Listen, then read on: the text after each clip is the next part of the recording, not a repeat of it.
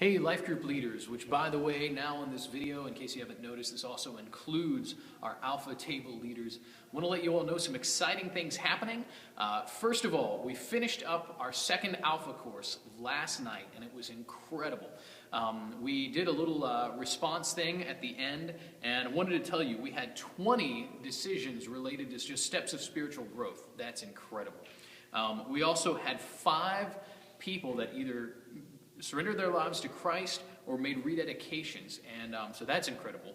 And then we had one person who only came a couple of times there at the end, and he actually wrote that this course got him thinking, which I thought that was kind of cool. We're already seeing some non-Christians that are signing up for the next run of Alpha, so we're really excited. We're going to need some more Alpha table leaders for the course that's going to be beginning April 3rd and go through June 5th. Side note on that is that we're going to be announcing the next Alpha course on Easter Sunday, hopefully, or right around that time. We're already promoting it.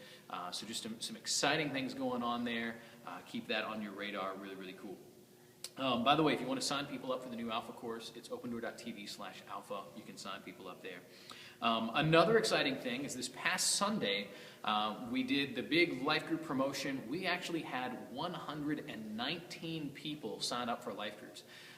It was really exciting. In fact, one of the exciting things for me is that as I'm going through the stacks of signups, the stack of people joining life groups, 119 people as I mentioned, was pretty high.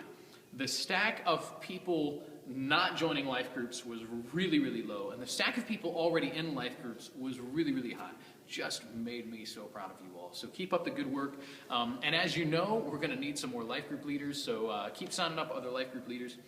Some other important things is as we're adding new people to life groups, I wanted to talk to you a little bit about the need to address stages in your life groups, especially as we're adding new people and starting new groups.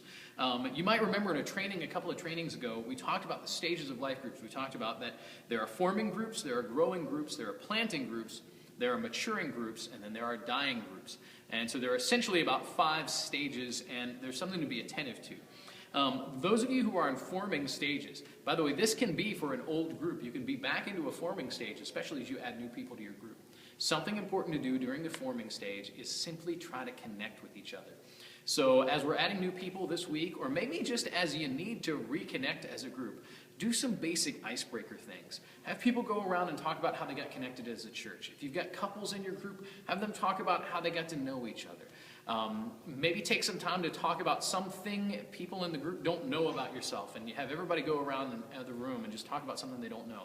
Maybe go around the room and say, hey, tell us something about your goal for this next year, something that you want to do, some way that you want to grow in your knowledge of God in this next year. And have people go around the room, do this as your first part of the group, and take some time to get to know each other.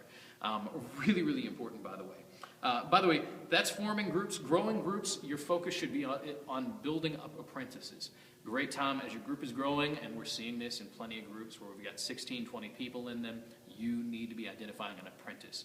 Side note, get really angry every now and then when I find out about a group that's grown like crazy and that leader never took the time to invest in an apprentice. And the excuse they always give me is, well, there's nobody in my group that's ready to be a leader. It's your responsibility to build into someone to make them ready. The whole point is you're an apprentice because they're not ready yet. Take some time to shape them. So the next level, we talked about planting. After you've raised up an apprentice and you're planting out somebody, make sure you're affirming them and you're keeping connection. Next level is what I would call a maturing group, and this is sometimes a group that's been together for maybe a few years. A great time to start focusing on spiritual formation and really sharpening the people in there. And every now and then, unfortunately, we have groups that come into what we call the dying stage. Doesn't happen, doesn't need to happen to every group. But when this has happened, it's normally when things have gotten a little stagnant. People are a little tired. Commitment tends to be low. And it happens, even in the best of groups. And one of the best things to do during this stage is reform. Sometimes that means taking somebody else in the group, making them the leader for a while, and giving that current leader a break.